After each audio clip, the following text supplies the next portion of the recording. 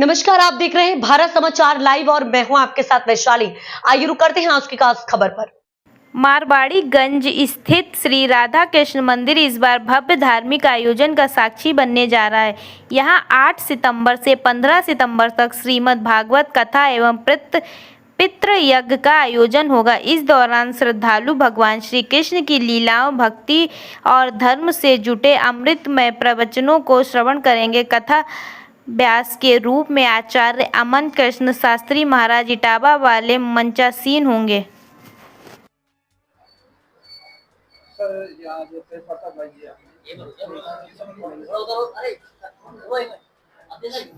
Press वार्ता का आप लोगों को सब लोगों का आने का वो उद्देश्य और आप लोगों का बुलाने का उद्देश्य मेरा यही है कि जो अपने यहाँ श्री राधा कृष्ण मंदिर मारवाड़ीगंज में श्रीमद् भागवत सप्ताह पितृ यज्ञ का जो आयोजन किया जा रहा है, उस आयोजन में हमारे ब्राह्मण लोग जो भी पोथी पाठ के हैं, जो यजमान हैं, मानव कल्याण के लिए, समाज सुधार के लिए जो पोथी पाठ का आयोजन रखा गया है, तो सारे हमारे जो ब्रजवासी जो हैं वो हमारे यहाँ वृंदावन से जो पाठ करने के लिए आ रहे हैं। और हमारा जो आयोजन है, हमारा सोमवार 8 तारीख को प्रातः 9 बजे से कलश यात्रा प्रारंभ होकर के मूर्ति रसम से घूमते हुए अपने मंदिर पे विश्राम लेंगे। मूल पाठ हमारा प्रातः 7 बजे ही प्रारंभ हो जाएगा और शाम को 4 बजे से 8 बजे तक श्रीमद् भागवत सप्ताह ज्ञान यज्ञ का आयोजन का समय रखा गया है। जी हमारा रहेगा 8 तारीख से 14 तारीख तक। पितृपक्ष के लिए कुछ कहना चाहते हैं? जी, पितृपक्ष हमारे जो मानव कल्याण के उद्धार के लिए, जैसे मान लो किसी की अकाल मृत्यु हो गई, हम लोग जो अपना बोलते हैं कि ना गया श्राद्ध सत्य नापे मुक्ति में न भविष्यति। भाई गया जाने के बाद जब हम मानव शरीर की मुक्ति नहीं हो पा रही है, उसका कारण क्या है?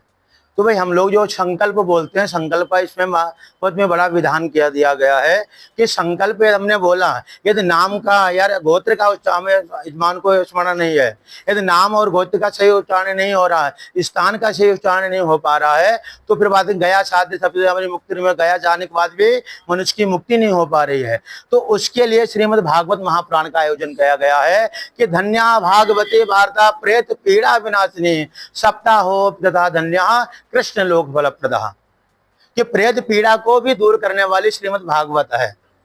तो चलिए बस जो आपका ये पूजन ये जो चलेगा तो इसमें इसके बारे में बताइए। जी, इसमें पितरों के बारे में भी जानकारी दी जाएगी।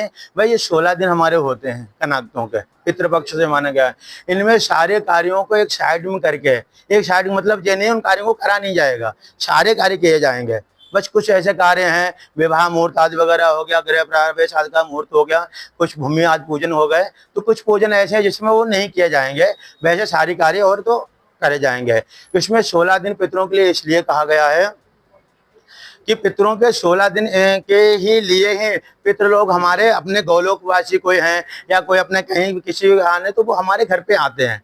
16 दिन हमारे यहाँ निवास स्थान करते हैं, रहते हैं। हम लोगों की दिनचर्या को देखते हैं कि कौन कैसा रह रहा है, किसका कैसा आहार है, किसका कैसा व्यवहार है, कैसा सामाजिक प्रतिष्ठा वगैरह है, अपने घर परिवार में माता पिता का कैसा स्वागत सत्कार कर रहे हैं, सम्मान कर रहे हैं। यदि हम लोग वास्तविक माता पिता की सेवा करते हैं तो वो बोले प्रसन्न होकर के, खुश होकर के हमें आशीर्वाद दे करके जाते हैं। और हम अपने माता पिता की सेवा नहीं कर पाते हैं।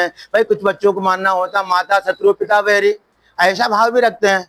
और कुछ ऐसे होते सर्व तीर्थ मयी माता सर्व तीर्थो मयो पिता मातरम पितरम तस्माता सर्वतीर्थ पूज्येत। वे सारे तीर्थों को प्रणाम करते हैं, नहीं पहुंच पाते हैं तो अपने माता पिता की सेवा कर लेते हैं, तो उन तीर्थों को अपने माता पिता की सेवा करने से प्राप्त होता है। वृंदावन से 51 ब्राह्मणों का बुला गया। मुख्य अतिथि तो अपने बरेली के अपने संजीव कुमार अग्रवाल जी हो गए, अपने मेयर साहब हो गए, और